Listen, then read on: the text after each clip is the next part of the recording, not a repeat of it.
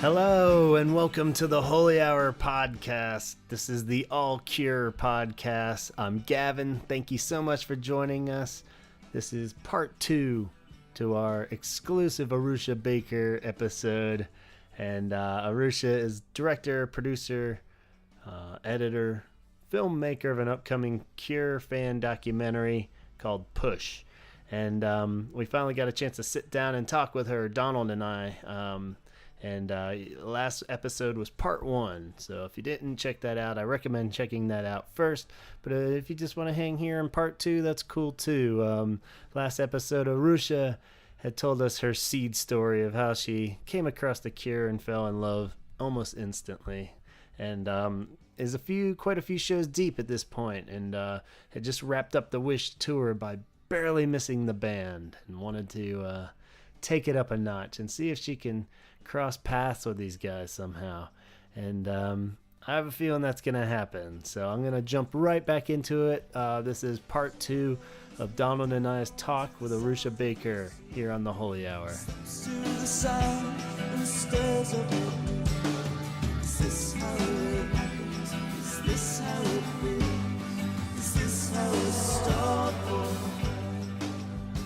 Well, timeline-wise, there was a lot going on at the point that we're at in this story of 92 going into the next time that we hear from The Cure. There's that 4-year gap, so there must have been a lot of other bands filling your concert going and stuff then. It seemed like everybody that's a Cure fan from about that point on had a lot of filling in of other stuff to pass 4 years worth of time before Wild Mood Swings came out, right? So you were... Well, yeah, but I think that, again, like...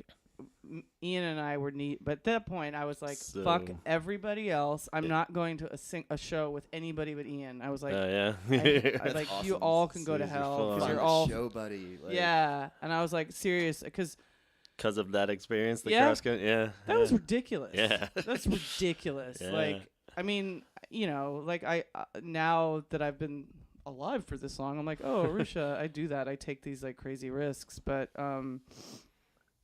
yeah, and so Ian and I and I just go to see shows. I see lots of music and like, by that point, like I had gone to Chicago to see Tom Waits play and like big Nick Cave fan, and I was getting into probably like Lush, Ride, love all those bands. Yeah. Because a lot's going on, just music in general. Music was a weird 4-year gap anyway. Like for there ever to be a 4-year gap between like Cure albums, and since like just because there was all that shoegazy stuff going on that merged into the end of like 90s rock and then Britpop. I mean, it was very like weird. Oh yeah, Nirvana.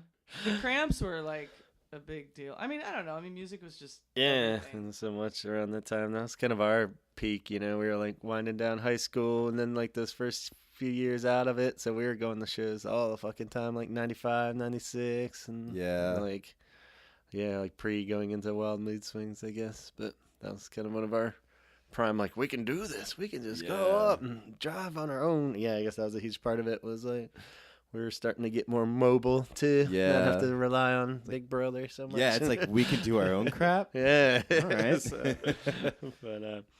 But it'll be a time. Yeah, so 96 does roll around.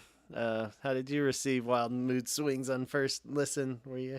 Because as we've talked about, a lot of people shift gears at this point with the Cure. So curious to hear opinions on first listen of Wild Mood Swings. But I think for Ian and I, we were like way beyond the point of like, is this an album that's really good or not? Yeah, because me too. Again, like even with Kiss Me, when I heard Just Like Heaven, when I first saw that I first saw like the world premiere video. I was like, wow.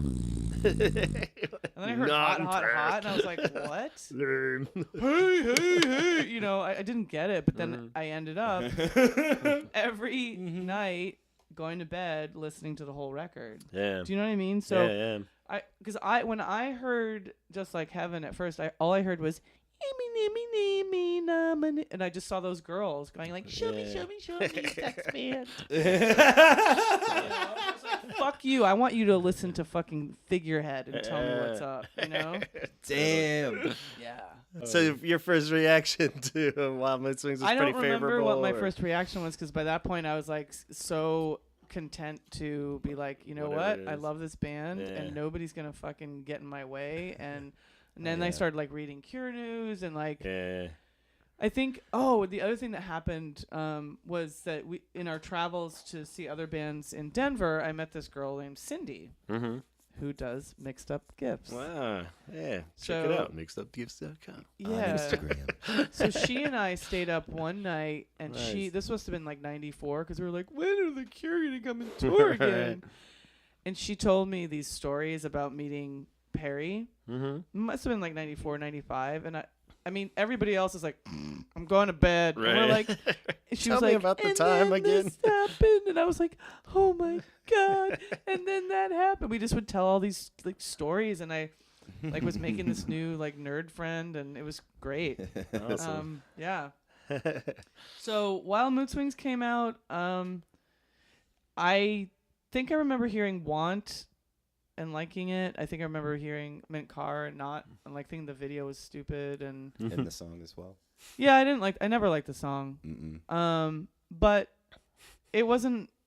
I just got this. All I can say is I was just at this different point with them. I was like, they're so good live. Like every time I've gone to these great lengths, like every show it was like a great length to see them. Despite all the other hassles even to get there, the shows pay off. Yeah, and this is what they do. Yeah. Well, this is like I'm seeing so many bands, so it's not like that's the thing is like I'm not a naive music person who's like, oh, they're really good live. You know, like I saw loads of bands. Yeah. Loads and I love being a critic when it's appropriate. To me. But so Wild Mood Swings, it was like, well, I don't really get this record completely, but I was just ready for the tour. Yeah. Right on. Really. I was like, because then that's when it all... Ian and I were like, we are going to meet. Like, it was like the Wonder Twins. Activate, like, it's just on, you know? You're prepared. It had been 10 years. You're with someone that can, like... How many shows did you travel with? And how many shows did you do on that tour? Did you well, see it started off like Ian and I thought we were crazy. We're like, we're gonna go to 5 shows, and we didn't tell anybody because I was like, I can't hear it from anybody, and I feel why like, are you doing this? That's dumb. Yeah, I was like so done. I was like, well, I'm just gonna go to get a suntan somewhere, and everyone's like, oh, cool, you know. Finally, I'm gonna go to my high school reunion. I go to like, I'm going to see Sex Band. So I see Sex Band. So tell Robert we said hi. Fuck you. I thought it was crazy. I thought going to 5 shows was like a little over the top. So I was like kind of quiet about it. I'm like, yeah, we're gonna go to 5 shows. No big deal. So were you worried people were like, well, that is a little weird. Like 5 shows? Were they all in a row, or were you? No, they weren't all. They were scattered like. I can't remember exactly how we figured it out, but we went to the Phoenix show, we went to the Denver show because we had these Denver friends, and then I think Ian's always really liked like Minneapolis, so we went up to Chicago, or maybe we had Chicago like a place to stay. It was all where can we crash? And we went to California. Did you post a picture? I feel like you did Fairfax. Did you go to the Fairfax, Virginia one? I did, but at that point, that wasn't in the making yet. That wasn't it was only 5 shows. It was Chicago, Denver, Phoenix, San Jose, and Sacramento. Oh, because at that point, I think in '96 I was ready to move to San Francisco. Okay. And at that point, I had a boyfriend that I was moving with, but he didn't want to do the Cure thing. So he's like, have fun. Yeah. And so you didn't do the Fairfax for Wild Mood Swings? That was a different. No, I did, but there's a reason. There's a story. Okay, continue. Do tell. There's so many stories. It is a podcast. I know. Like, does anybody really care? I don't know. Oh, yes. So we go to the Chicago show, and I think,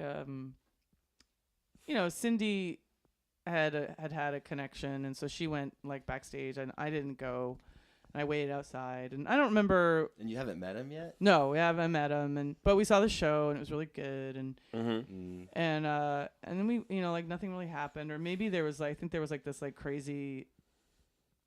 Maybe the band came out and there's like a crazy signing situation where like Robert was like mobbed by people, and I was like kind of freaked out because I'm like, like like starting to understand what the mania is, because I wanted to meet him, but he was being mobbed. And do you want to be part of that? No, I was like, yeah, okay. So then we went to Denver, and the Denver shows, I think Cindy was like, went and got on the guest list, and she came out. This is what I remember. She came out because I think she got like 1,001 guest lists, but I was the only person that she's like, I'm sorry, I can't. My parents are here and they're gonna go back. I'm like, it's okay.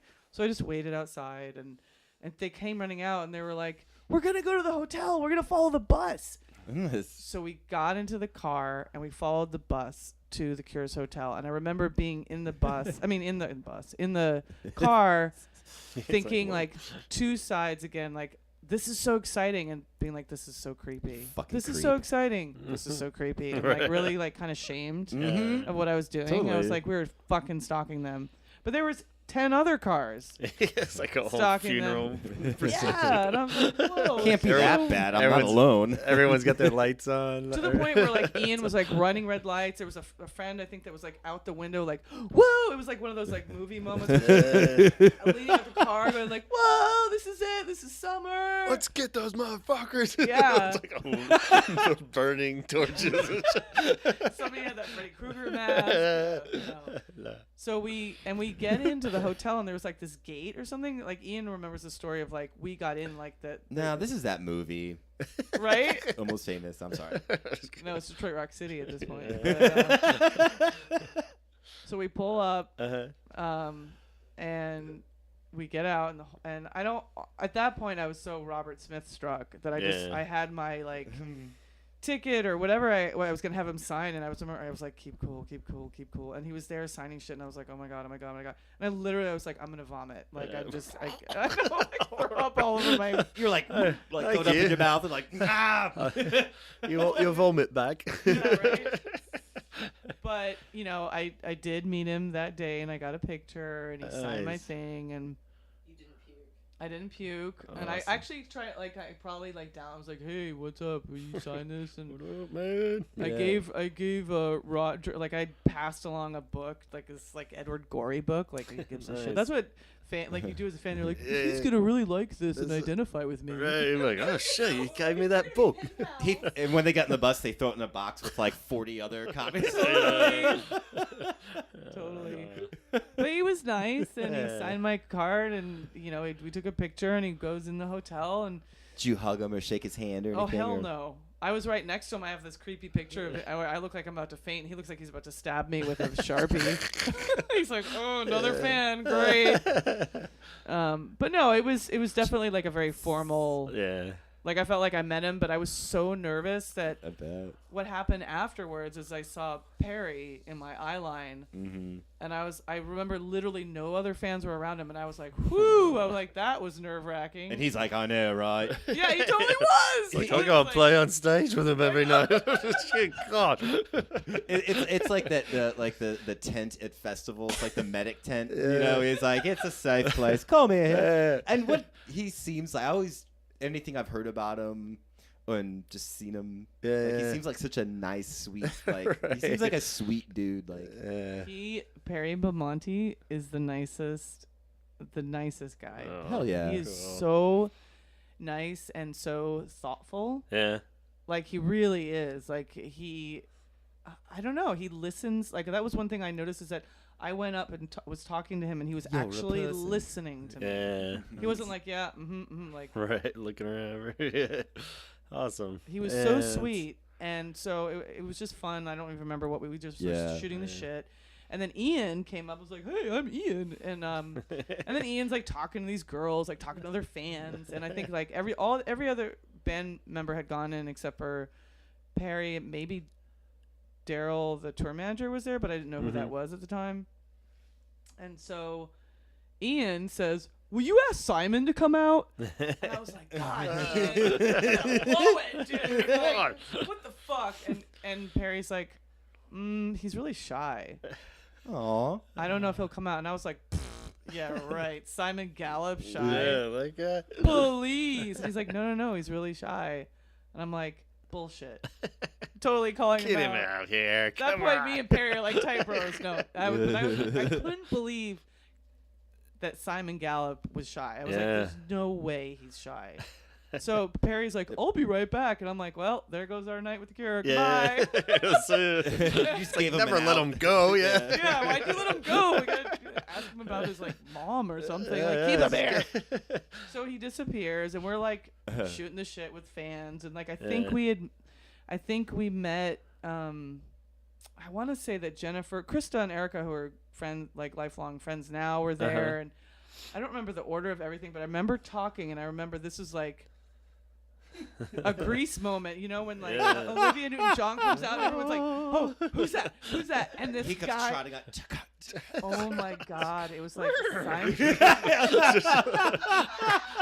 Yo, want to talk? Okay? Like off on a hilltop, backlit by the moon. It's just like, Pretty much. Yeah. they just hop on his back.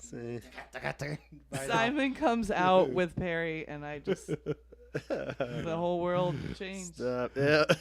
Because and he was like, hello, Yeah, and so he was- we're like, hi, and he was really shy. Wow. He didn't really like look at all of us in the eye. He was like, hey, Yeah, nice it's to meet kinda- everybody, but it was clear that we couldn't like do the autograph thing. I was like, what's up, Simon? Like, no, don't scare him. Don't scare him. Don't ask him any questions. Yeah, he probably was like several beers in, and it was Yeah. like, you know, but it was so sweet for him to come out. Yeah, like, whatever they were doing, like having a beer at the And bar. it pained him. You know, he's like, oh man, all right. Like, it's very sweet. Yeah, it was, and he was like, he was just so sweet, and I don't like he was Did you modest. Did you want to touch him? A little bit, just like, like, you're so... I think at that point I was so freaked out about meeting any of them. I was like more like trying to like blink my eyes and be like, is this really happening? Right. Like, how do I remember this moment and like take it in? Were you like wobbly kneed the whole time? Just like, fuck. The funny thing about meeting Simon for me is I thought he was an extremely attractive man, and when I met him I was like, oh, he feels like a bro, like a buddy. Yeah. Like I had no attraction to him. I mean, he's a handsome guy, but like in person I was like, this is weird. He feels like a guy that I'd go see a show with. Right. I was just really blown away. Like he was very. I got this sense like that night was like definitely like this game changer, and I just felt like, wow, this band is really patient with the fans, you know, because there definitely were like there'd be people. I mean, later they'd be like, "Will you sign my record?" There's like 20 records. They like, you know what I mean, or like, you know, more like, girls and guys being like, freaking out. Yeah. But they always seemed very, very patient. Mm-hmm. So Simon went back in, and Perry was talking to these other fans, and he's like, well, give me your name through the internet, because they were all doing these chat room things that I wasn't a part of. That was early days of the internet, right? 96 was kind of when it was all kicking off in the sense of like message boards and chat rooms and their first official websites and stuff like that. So, yeah, they had a chat room in the Cure house. I don't know if you guys remember that. Yeah, that weird ass website that had like the dungeon and all the other weird little. I clicked around it and I was like, whatever, I can't. This is stupid. I can't do it. Well, so yeah, Simon was very sweet, and you know he went back in, and then Perry was kind of wrapping things up because, of course, I think probably by that point there were like a dozen fans around. Lingering. Well, chit-chatting with Perry, and like Ian and I were like, we were sort of like, we did it. Yeah. We finally met the Cure together. And I couldn't, like, that was again, like, it was just, that night was such a turning point in my life. And it sounds small, like, oh, some girl met the band, you know. Yeah. But I did something that was like really important to me that was hard. I mean, it's not easy to meet a band like that, and like I'd had so many like dumb things happen before, and I don't know. I didn't just every step of it. Like I said, like you're in a car, like following a bus to a hotel, and you're like, God, I feel like such a creep. But then 10 other people are doing it, and we're there, and then the band was super cool. Like they did not act like anything was wrong with what was happening. Yeah. It just seemed like the vibe I got was like, this is part of what we do. These are people that are excited to see us, and why shouldn't we be nice to them? Yeah, I think the other so Perry was like wrapping it up and saying goodbye to people, and there was some people that were like, they're like, oh well, how do I get on the guest list? And he said, send me, your email. And so I was like, now I felt so comfortable. And like the span of an evening, I was like, what if I'm not on the internet? Does that mean I'm like not cool enough to be your guest? Like you got Perry's email? No, Whose I email said did you get? he was telling other fans like, oh, give me your name via email, probably through the Cure house. I don't know because I didn't have a computer at the time. Yeah. And I'm just saying, like, I was at that point being in the span of one night, I got so comfortable. I was like, oh, so I'm not, I can't be on the guest list because I don't have a computer. Like, how am I going to get on the guest list? You know what I mean? Guess I need to get a computer now. And he said, hand me a note. And I'm like, hand you a note? Because I wasn't going to see them until San Jose, which was like they were going up to Milwaukee and they were going up to Portland and going all over the place. And I wasn't going to see them for a couple weeks. Yeah. And he's like, yeah, just get a note to me that day or else I'll forget. And I'm like, how do we do that? And he's like, just get me a note. I'm like, oh God. And so I was like, okay, bye. Do you have any paper? I know. Figure it out. You can organize a camp load of kids. Yeah, you can organize a camp load of kids. Yeah, get a note to him. You could get a note. Well, so and they left, and we all were like so happy. Like all these fans were around, like, and it just seemed like everybody that was around. That was the other part of the story that I feel like is very important. Is like at that point, the fans, because there's one thing about me and the Cure that is interesting is that,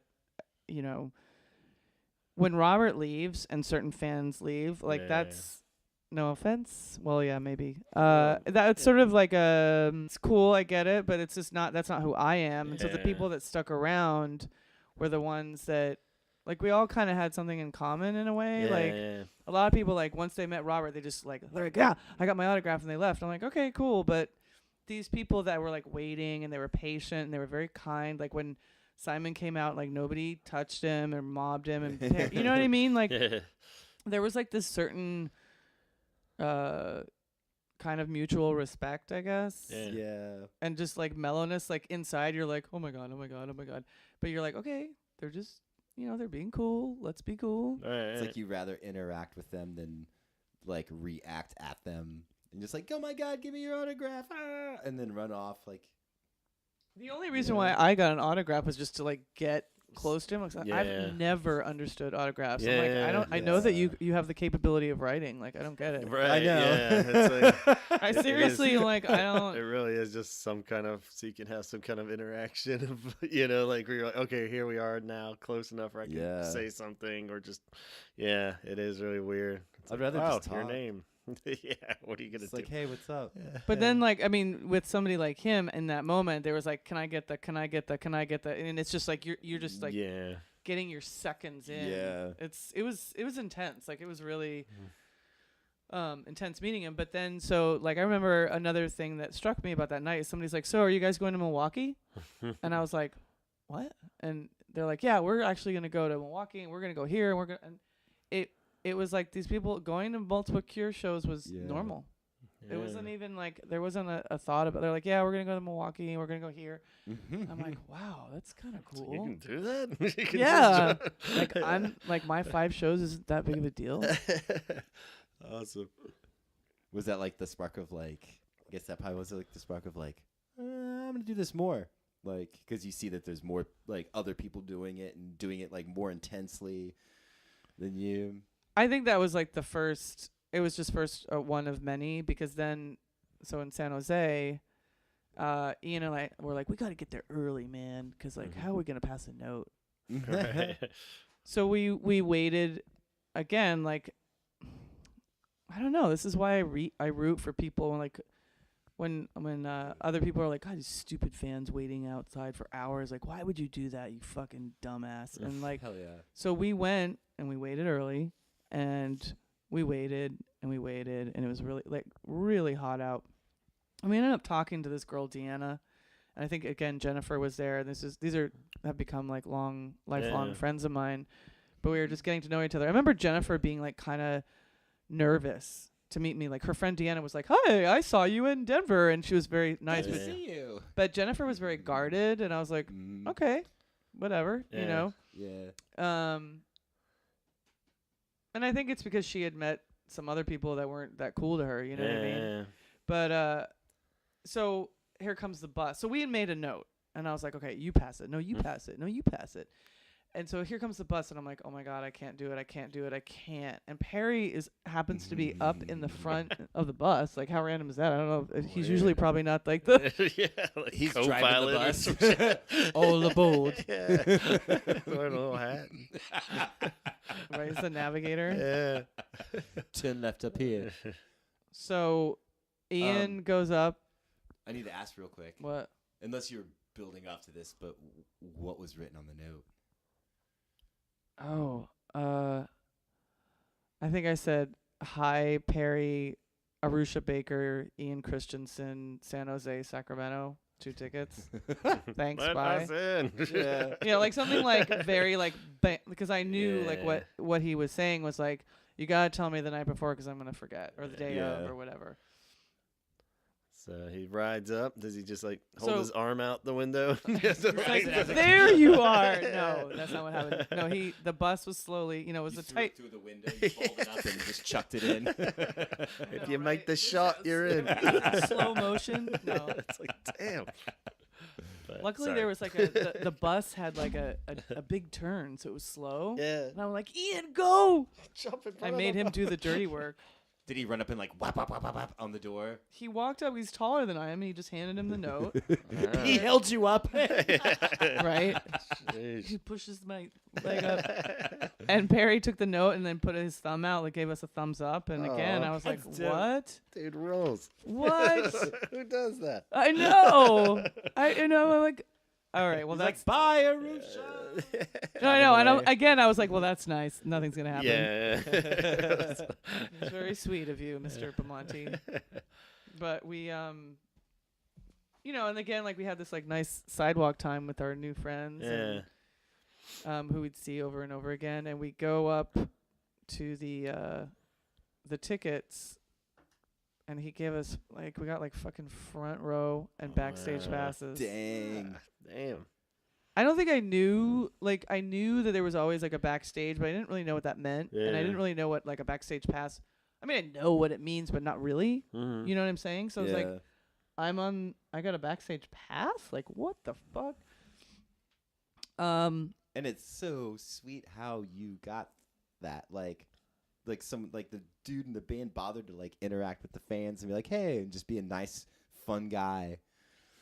And like pass me a note and you'll get fucking backstage front row. And I know. It's so awesome. That's so sweet. And it's not like, winning in like a radio contest because you called 400 times or something to get like front row tickets. How personal. That's awesome. Yeah, I mean, again, like I was just like, I think that whole time period I was like really becoming impressed by what I saw as them, like, especially Perry, like taking in like, oh, that person is really sincere, and like I'd like to help them if it's appropriate. Yeah. You know what I mean? Like he didn't have to do any of that shit. No. Yeah. And you probably wouldn't thought like any less of him if he was like, whatever, but still nice, but just didn't go that extra mile, because he's doing his job, he's being nice and whatever, but took the time. Yeah, like every step I was like, well, that's really nice of you. Yeah, it's very nice, but it's not gonna. And it just kept happening, and so that show and the Sacramento show, those 2 shows were phenomenal. They were so good. I mean, all their shows were good, but those 2, and I can't even remember. Like, I remember they played forever in Sacramento. Wow. But I just remember being really blown away. And I'm sure being front row and guest of the band, like, that'll help. Yeah. But I mean, I also like, I feel really self-conscious about talking about this because I don't want to sound like a dick. Like, I was on the guest list of The Cure. What I learned was that The Cure where this goes into the whole Wild Mood Swings thing, because in hindsight, I think the Cure were being very gracious to their fans. I think they always have been. I don't know what happened in any other tour, but I mean, up until that point. But I think in hindsight, in '96, you know, they had booked a 47-day tour in America, which is nuts. Jesus. Yeah, like the Bloodflowers and this and that and the other were more like 30, 20. You know what I mean? And this was a 47. Like they went just play all 50 at that point, right? And not exactly short shows. Even back then, they were still. No, they were getting into like their 2 at least hours, right? I mean, Jesus. I think that the Wild Mood Swings tour were the beginning of the 3-hour sets. God damn. Yeah. I remember digging up the set list from when we saw them and being kind of surprised it was longer than It's like, oh wow, even back then they were doing. It's too much. Lengthy. I mean, and a lot of those songs. I mean, Bear and a lot of those were pretty lengthy songs. And not like they're plowing through a bunch of 3-minute pop songs. There's like some good long ones in the. They played 15 songs the whole. But so that's cool. And but I think that what had in that tour, because they weren't, you know, they weren't selling out the stadiums, right? They had booked all these tours. The tour didn't do that well. So what harm is it going to be to like give these fans that are following you around a bunch of free tickets? You know what I mean? Like they had the tickets. Yeah. So as far as like, you know, a business deal, it's good for morale. It's good for these people that they, you know, like, shit, these guys are driving around and like super exhausted. And like every time you see them in the crowd, they're like, just like, fuck. It's like a constant fuck. Yeah. You like, get it. Yeah. Like, you know, you have like a squad behind you. You know? Everywhere you go, they're like, what's up? Totally.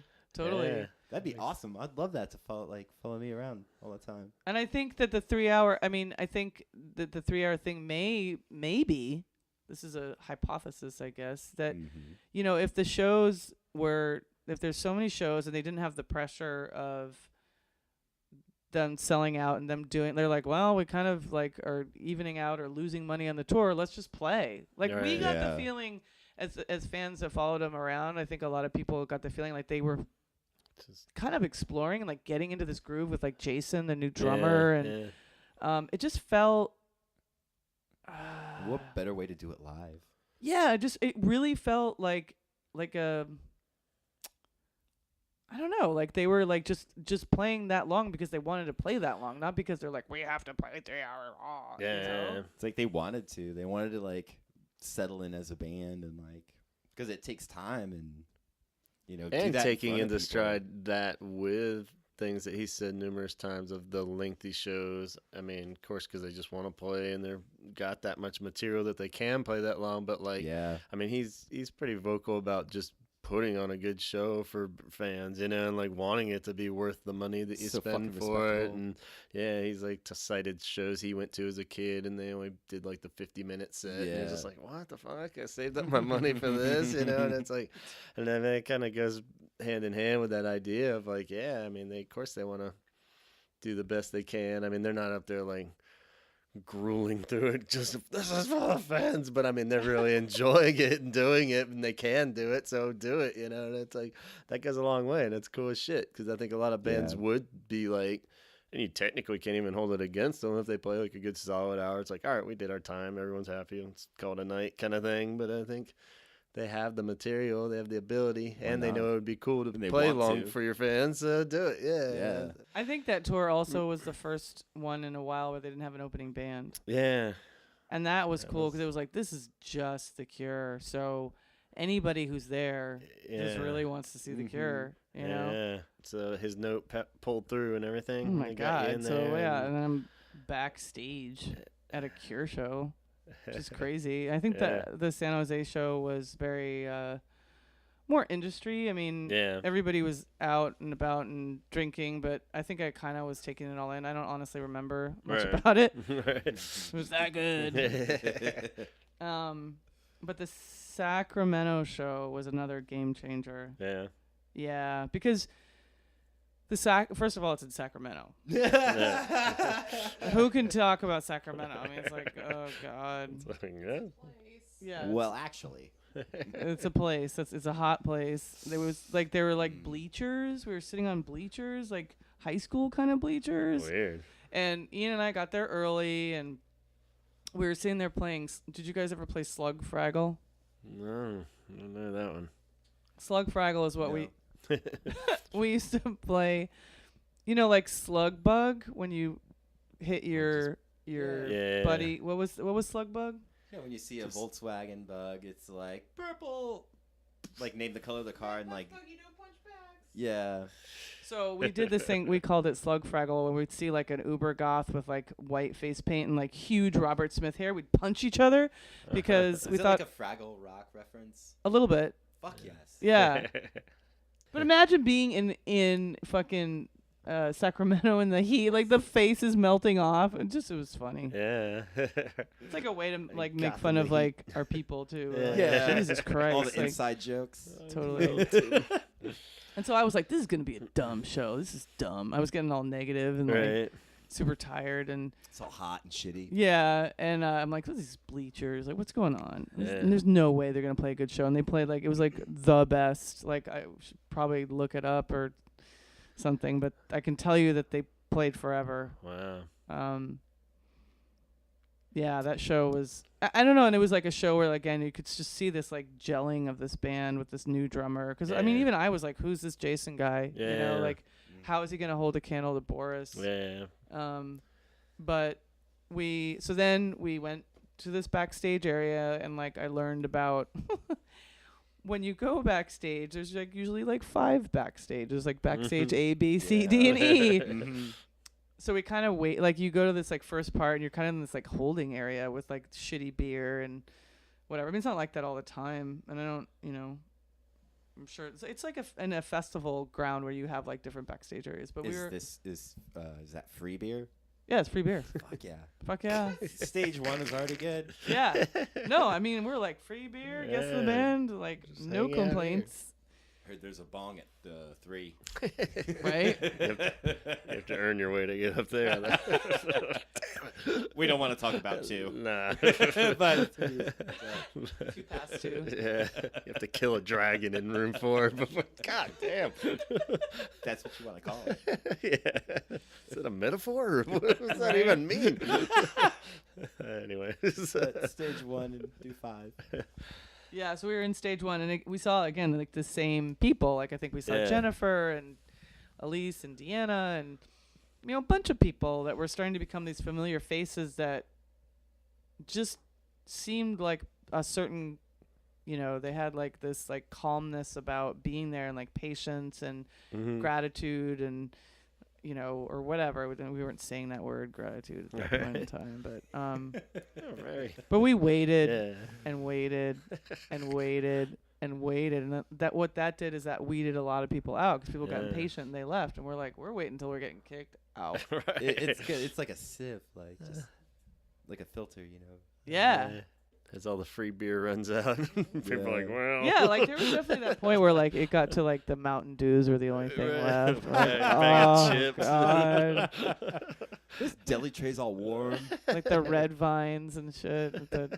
I don't even think there was food in stage 1. You didn't. There's no deli tray. No. It's like I'm stealing these napkins. Yeah. I don't even know if there was a bathroom or just like, oh God. And so finally they like opened these gates to like the next area, and it was just the way that place was set up was like this like magical world that you would see. Like there were like Christmas lights and like this big garden and like this beautiful buffet and champagne. I think somebody may have offered us champagne. And it's like everybody comes by pushing an amp and going like, "Hello." Yeah, totally. It's like the land of Narnia. This is where it all happens. It's like Narnia. You did it. You made it. Yeah, everyone was like laughing. Oh, it was. Like I told you we should have waited. Everybody was out. There were fans that I'd seen. That again, like I don't know, it's just like a nice, calm after show. There was not a lot of like. I don't think there was any industry people there, which was nice. It was really about the fans, and everybody was in a great mood. I think that Ian talked to Simon or somebody about like how the band was gelling and how great it was to have Jason there, and just it was like this, like we were hearing an insight from somebody from The Cure about how great it was to be playing on this tour. Wow. And you're getting to see like a big shift in the band, or like a new band member, and then just being there and seeing that, and like everyone's all stoked. That's really special to see. Yeah, it was, because I mean, Jason at the time, I was like, what's like the Calvin Klein model doing in The Cure? Like, it's like good looking, like blonde babes, like, hey, my name's Jason Cooper and I play for The Cure, you know? Yeah. And again, but he was shreds too. Like he's really good. And again, he was so nice, and like nobody was talking to him, and I was like, "Hi, I'm Arusha." You know, he's like, "I'm the new guy. I'm just hanging out." I mean, they were all just. I just kept being kind of impressed by how patient they were with everybody, and it's true. Like every time Robert would come out, like it was like, if you were looking at like a wide shot of the backstage area, people were kind of milling about, and this person's talking to that person, and somebody's drinking a beer. And then Robert comes out, and it's like they all go to Robert. And so you're like, God damn, like, do I want to go bother this guy? Like, what do I do? So, but I had a plan. I had something to talk to him about. Of course you did. Yeah. So I, like, got my opportunity, and I was like, hey, Robert. I was like, I want to talk to you about Jupiter Crash. And he lit up. Wow. His whole... He's like, finally. He was like, because I was like, I love the way the guitars are arranged in it, and it's like this like 12-part, like 3 and 4 and blah, blah, blah. And he's like, oh, you like it? You know, and I was like, yeah. And so I got, you know, what was crazy for me, and I had to like really hold my cool, is like, he was looking at me like a completely normal person. We were talking about music. Like, at that moment, to me, Robert, correct me if I'm wrong, but I felt like any shred of like I'm the rock star and you're the fan, and it was just about music at that point. And he was like, do you play guitar? And I was like, well, I'm trying to learn the bar chords, and my hands are like this, and he put his like fingers in my face, and he's like, yeah, you gotta play to you get all shredded, dude. He didn't say dude. Seriously, dude. Yeah, bro. California. Dude, we'll fingertips and gnarly. Yeah. Were they all shredded up and like calloused? Super calloused and shredded. Fuck yes. Yeah. Like, it would be so weird if they weren't. It's like it's so easy. It's just that'd be fucked up. It's like it doesn't even hurt my fingers. Do you even play? Like, do you even play, bro? But no, that's awesome. Yeah. So it was really, just literally, he was like, you gotta just keep playing, and your hands are gonna get like this. And I was like, whoa. And then he's like, what's your name? And I'm like, Arusha. And he's like, Arusha. And I was like, oh my god. He just said my name. Arusha. Yeah. Oh man. Yeah. Awesome. And then like, you know, some other, you know, fan came in. That was it for a minute. And then later. Did you like shake his hand or anything? Or? No, because I didn't need to, because I was like, we were talking about music. Yeah. You know what I mean? Like. Were you like, hey, it was nice to meet you, or anything like that? No, because it was like another, like I took a breath, and another fan was like, hey, Robert. So it's over. You know what I mean? Like, and again, like, I didn't want to waste the time with that interaction. You'd rather like talk than be like, I love you. No, it's just you. There's so many people biting for his attention at all points of time. You don't want to be that person. No. I literally like I took a breath, and somebody else was like, hey, Robert, and he probably doesn't want to be an asshole, so he's like talking to all his fans, you know. And they're like, I like Jupiter Crash. I like Jupiter Crash too. Yeah. It's like, hey, wait a minute. Fuck off, man. That was my line. Tell me about what. Later, there was another time that same night, he came out like with a boombox, which was so weird. He was like sitting there on his shoulder. No, I wish that would be even better. Shit. Yeah, no. So at this point, it's probably like 4 in the morning. Like, it just like the night kept going. Oh, definite. And then here's the key. So then Perry, I was like, Perry, how do we? Thanks so much for getting us on the guest list. And he's like, well, talk to Daryl if you want to go to any more shows. And we're like, Daryl? Who's Daryl? Okay. So we get introduced to Daryl, who's his brother, and Daryl is like talking about how he was once a fan and he's their manager. Daryl Daryl Bamonte, you're a rad guy. He takes out a pen and a paper, and he's like, so what shows do you want to go to? Oh, man. And Ian and I are like, what? Like, Ooh, what was that? I'm sorry. What was that? I mean, Like, we don't have to send notes? We don't have to send a messenger pigeon? it was at this point my mind was like completely blown. He's like, Yeah. you know what? Nuts. He's like, I'll just put you on for the rest of the shows. It'll just be easier. And I was like, Yeah, I guess that would be easier. yeah, I think that'll probably work Sure, out best yeah. if we Whatever's just... easiest for. I mean, we could just ride in the bus, too, if that's cool. totally. We'll sleep on the floor. It's cool. And you're handing all your pre-written notes, like, ahead of time, like, It's like stash them in your pocket. I Like, got all yeah, the just notes, whatever, yeah. it's cool. Yeah, and not like we could afford to go to like all the rest of the shows, but we're like, holy shit, like starting to make plans and like figure out how we can do this. Oh, I guess I gotta quit my job. Yeah, I know, right? I really need money to do all this, but I'm gonna quit my job. Mom, I'm not gonna be home for a few months. Yeah, I know. I guess I could get rid of my apartment, you know? Like, It's like, fair enough. All right, Yeah. sign us up. that plasma donation thing. There's always a plasma bank in each city. Yeah. But That was a totally insane moment. And then again, like Daryl, I think I said thank you to Perry and Daryl, and Daryl's like, yeah, we understand, you know. I mean, Perry had been a roadie yeah. and then graduated to being in the band, and Daryl had been a fan, I guess. Yeah. You know, Daryl's always been in the music industry, but he still was a fan of The Cure. Right. Like, he used to roadie and work for Depeche Mode too. Yeah. But it was just really cool. They were just all Yeah. really cool. And then also, as a woman, none of them were inappropriate to me at all. that's They were just great. like, oh, like again, to have Robert Smith be like, oh, do you play guitar? Oh, that's rad. Like, Right. what do you like? What do you play? You know, asking me all these questions. And it was hard to like remember all of it because I was in such shock, and I was like Right. trying so hard to keep my cool. Right. And then so he takes that, and we get to the boombox. So he comes out and he sets a boombox down, and there's a bunch of fans like in a circle around him. And again, like, this is our whatever o'clock. Yeah. Like, at this point, we're like, this is Fantasyland, and you kind of, it's one of those nights, you know, it's like never gonna happen again. Like, this is insane. Like, Simon stayed and hung out, you know, and like Simon's getting chatty. right. And so Robert's sitting there with his eyes closed and listening to this music, and he's playing this like really sappy country or like folk singer stuff. And I'm like, what the hell is going on? It was like Nick Drakey kind of shit, or like. It was a woman's voice, and it was like dun dun and dun and dun and dun. I didn't know what song it sounded like. I know. And all these fans, all the fans were kind of sitting around like, probably like, what do we do? Because he's sitting there like listening to music. Kind of seemed like he didn't want to talk to anybody.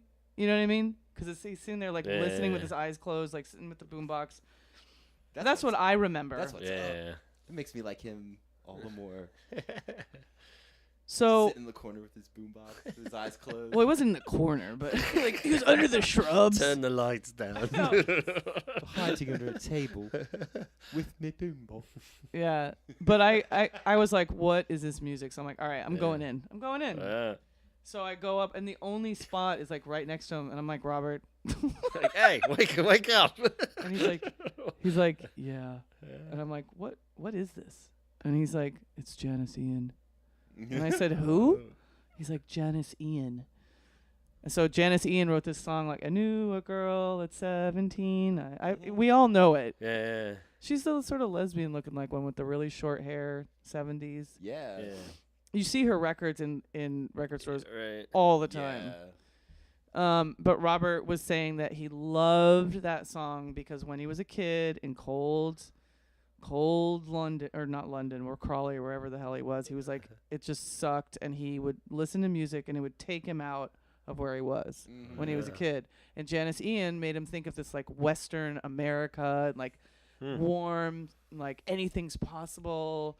And he was like, yeah, I just it would just take me out of the misery that I was in. Like, don't quote me, anybody, by the way. This is like my memory of 20 years ago. But anyway, so he's talking about music, and I'm sitting there going like, wow, Robert Smith is talking about when he was a teenager, like I was a teenager listening. And I was like, well, that's funny because I was living in Arizona where it was really hot and I hated everybody. And I'm listening to your music, which is taking me into this like England that I don't know anything about. And you guys just seem so mysterious. So I totally get it. Yeah. And then he was like, shh. He's like, listen to the music right here. Just listen to it. It's so beautiful. And I was like, okay. To those of us who knew the pain of Valentines that never came, and those whose names were never called when choosing sides for basketball. And so we sat there and listened to Janis Ian, and I was like, in my head, I'm like, I don't get it. I don't get it, but I'm sitting here next to Robert Smith. I don't get it and I don't care. Yeah. And then again, like another fan was like, hey, and like I think he put his hands on his shoulders or something awkward. And Robert was like obviously like shrugged, just like yeah. And I ran. I like ran away. I was like, nope, I'm done. I don't want to be a part of that. Nope. I don't want this moment to be ruined. But yeah, oh my God. What a nice little, jeez. What a dope little moment to share. And he's like, no, listen, it's so beautiful. I flew out. Like Ian and I just like floated. Yeah, I can't imagine how you wouldn't. That would just we were just like and not only that, like I mean the whole band, everybody was nice. And then this guy, so Brian Adset, who was the bodyguard who I'd seen in 1992, had tried to wave me back there. This huge guy that was Robert's bodyguard. I remember seeing him back there, and I was looking at him, and I'm like, oh, you're kind of intimidating.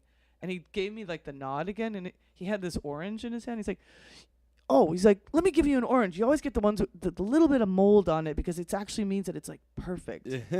Like, all these, like, little moments where you think the guy's going to be like, who are you? Yeah, the perfect orange to end the perfect night. Yeah, no, it really was. That's it was so awesome. And then I, started to make my Cure friends. Yeah, awesome.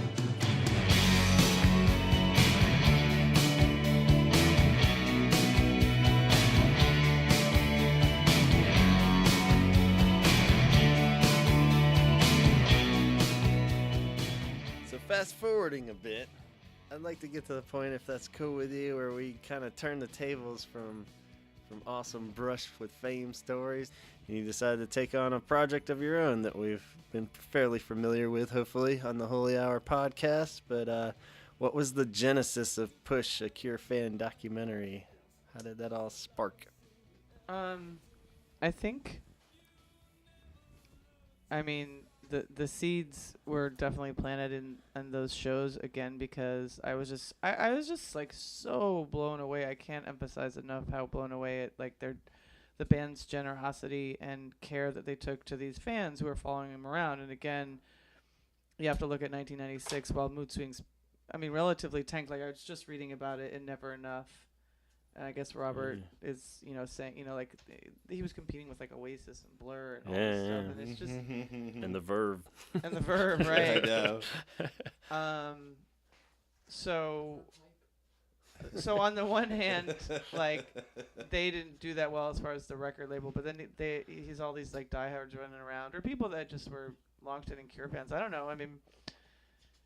It was just, for me, it was like, oh, I'm not the only person doing this. And in fact, it's happening all across the country and all across the world. Because then what happened is like, like with the guest list thing that happened to Ian and I, that was happening to a lot of people. And I think I want to be really loud about that because,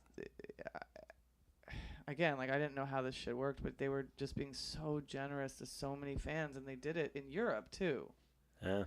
Because I started to hear about, because it's like I ended up going to Fairfax. When you Albany. Get to room 4. Yeah, level. Well, if you're going to travel to Backstage New York, 4. You're like, well, maybe I should go to Europe. Like, that's like the next crazy thing. But between 96 and, what would be Bloodflowers, again, it was like another 4 year. Like, every year would go by and we didn't know what was up, but at this point, we're starting to have this crazy adventure time with going to Cure shows. Yeah. And so then, like, all these, like, Cure fans that we met on the 96 tour, we'd all get together, and, like, we got together in 97 and saw this, like, show in San Jose at the BFD, whatever. The and big fucking deal. Yeah, big fucking deal, and the K-Rock show, and this show, and that show, like a whole bunch of like Yeah, adventures. it felt like they filled the gap between Wild Mood Swings and Bloodflowers a lot better. You know, like where there was like little sprinkles. I guess like Galore came out somewhere in the middle of that, right? And you know, those kind of radio shows, and they would kind of just pop up and do these little things here and there. But the impetus for Push, which wasn't called that at the time, was basically between my experiences in 96, somewhere in like 97, 98. Right. I just, you know, Ian and I would try to go to these shows, and I met, like I said, these other fans who were doing it, and then like I'm like, this is a really special. I felt like I was witnessing and being part of something that was very special. And I just had this impulse. I'm like, I need to document this because it's not going to last. And I felt very strongly about that. But the funny part was is that I'd never gone to film school, never done anything with a camera. But I always, like, with kind of growing up in like with a punk rock ethos, I always felt like the audience was just as important as the band. Yeah. So to see that kind of with these huge rock stars who are like the biggest deal to me, I'm like, this is really cool. Like, I could have met The Cure and they could have been a bunch of assholes. Yeah. But not only are they cool, not only are they playing great shows when like everybody else in the world has forgotten about them, but they're being really good to their fans. Yeah. You know what I mean? At least that's what I was experiencing. And then I was meeting again these other people that I would never, you know, and then like, what are the odds? I just really I started to notice that when I traveled with these people, that there was some kind of filter that naturally happened. We were on the road. We had to like think fast, be open and raw. Like, yeah, I'm being a weirdo and following my favorite band around. It's kind of vulnerable. It's very vulnerable. Yeah. Like, you know, and like there's not that many people you can do that with. Yeah. Because or else you wind up in a car in a fart machine. Yeah. You know, traveling from. or someone's calling you a fag. A fag fart machine Kool-Aid Yes. massacre. Nobody wants to be there. That's my next band. Oh my God. But yeah, it's I really took note of that. And so somewhere in like 98, 99, I was like, I really want to do this. And somehow like Perry was like really kept in touch with my friends and I was like, is this crazy? You know, dude, tossed a note in a bus. I found him on the bus and I tossed him in a note. No, I was on email by then. Yeah. Yeah. All right, I'll do it. I'll get I an caught email. I said that too. I would talk to people. I'm like, is this crazy? Like, why the hell would Robert Smith like give a shit about some girl with a camera? Like, oh, you make a documentary? Like, what am I doing? And I had one friend that I was bartending at the time, and she's like, if it's something that brings joy into your life and meaning, you got to do it. Yeah. You know, it doesn't matter what anybody says because they're not going to be with you at the grave. Right. Yeah. But so in the winter of 2000 when Bloodflowers was starting, I was like, oh, I'm going to go to Europe because again, like this idea of like, oh my God, like seeing The Cure in Europe. And I'd gone to... How romantic. I had gone to London. Cindy was graduating in London, and then Nick Cave was having a meltdown series. I love Nick Cave so much. And I'd met other Cure fans, and there was a Cure drink, and blah, blah, blah. I went to Brussels with my camera on my own, by myself, no ticket, no passes. That's what's up. No nothing. I mean, I was like, I have to start shooting. I have to start practicing, and I have to just go out. This was the first night of their actual tour, or was this it? was the promo shows. They were doing like promo shows in America and Europe, and and basically that was the start. And at some point in those days in Europe, I was in contact with Perry, and he said, "We're gonna let you do it." Yeah. And so they gave me permission to film basically any show on the Blood Flowers tour, the first 3 songs I was allowed to go into the pit with the the photographers. First 3 songs, the photography people go in, and then they get shuffled out. So I'd bring my camera in, I'd shoot, put my camera down, see the show, and then I'd pick up my camera and maybe be around afterwards or whatever. So a lot of the footage is, is really the journey of being on the road. Yeah. Yeah. Did you get a lot of stuff where they like just filming the band, they'll walk by and just go like, hello, and just keep walking like, no, not now. You're gonna have to see it. Oh man! Spoiler alert! That sounds fantastic, man.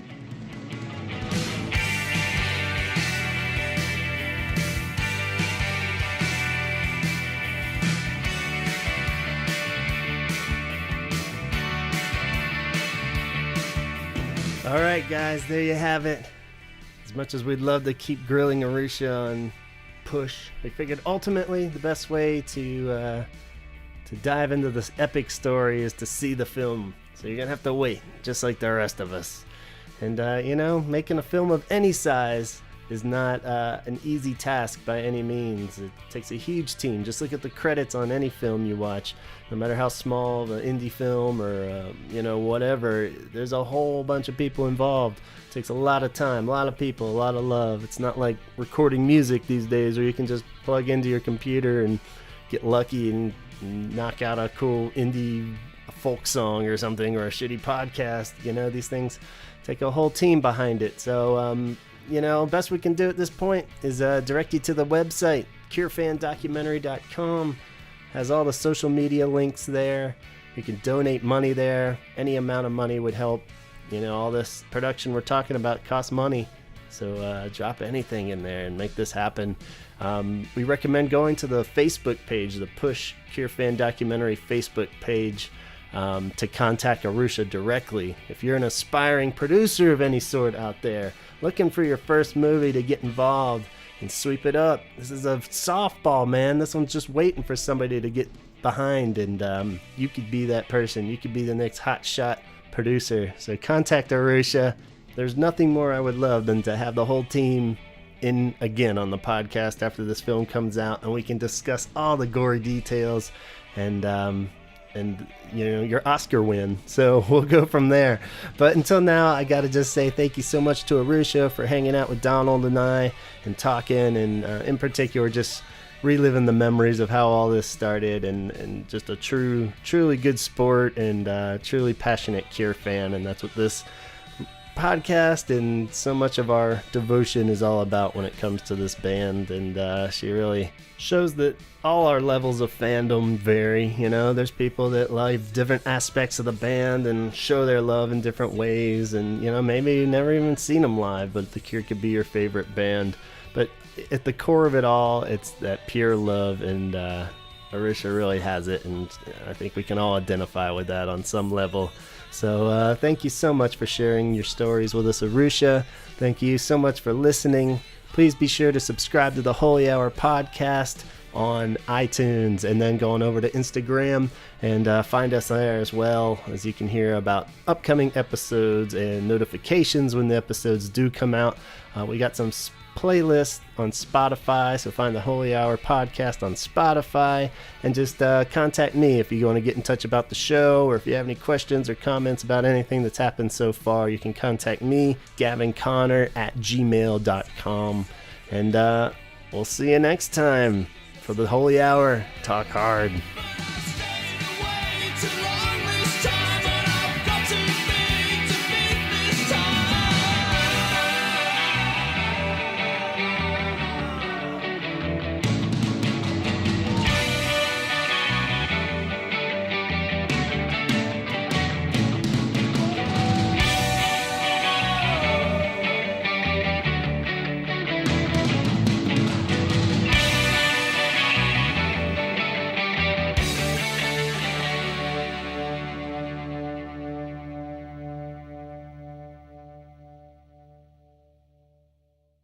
Hello, this is Jason Cooper. You're listening to the Holy Air podcast.